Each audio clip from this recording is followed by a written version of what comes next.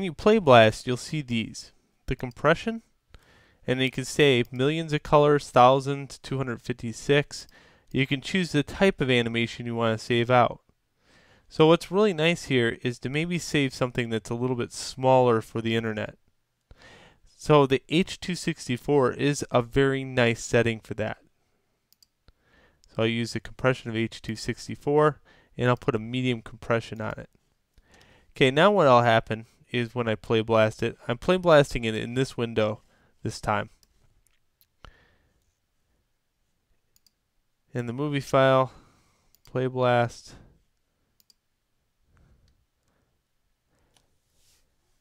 So this is a little bit more interesting camera shot. Never play blast your final one as as a low quality. You definitely want high quality from this.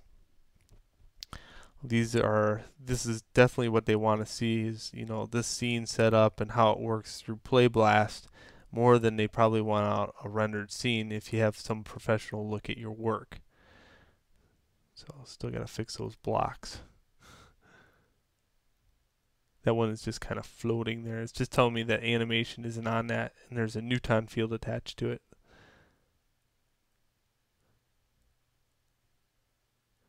When they hit those blocks, it should be like a dead hit, only knocking one block off, and that's about it. Okay, so now here's my new play blast here. So what I can do is close that one out and kind of look at my play blast.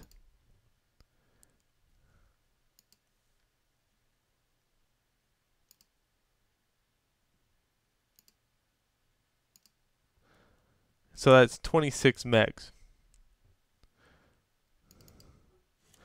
Should be able to hit play. Now this one I did earlier, and you can see the actual wireframe on it. That's another good way of showing prospective clients your work. How I did that is I simply went in here and I turned on shading, wireframe on shaded on, and then made sure that everything that's not annoying is on. Like these polygon face normals, I want to turn those off.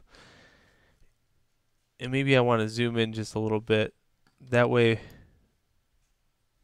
it launches out.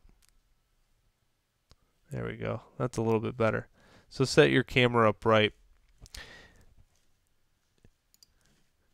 And you're going to have to do that pre-setting up your constraint.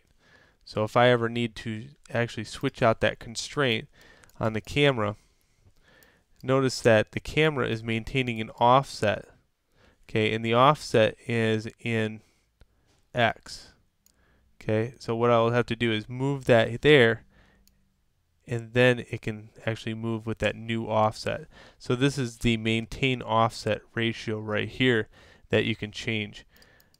And here's a little tip. If you go in here and then go back into camera shape 1, what you could do is now click on offset, and you can tally zoom in and out, and you can set it up the correct way. Okay, so that's just some tips that I want to kind of give you so that when you're setting up your scene, it looks more professional. Never render out crap.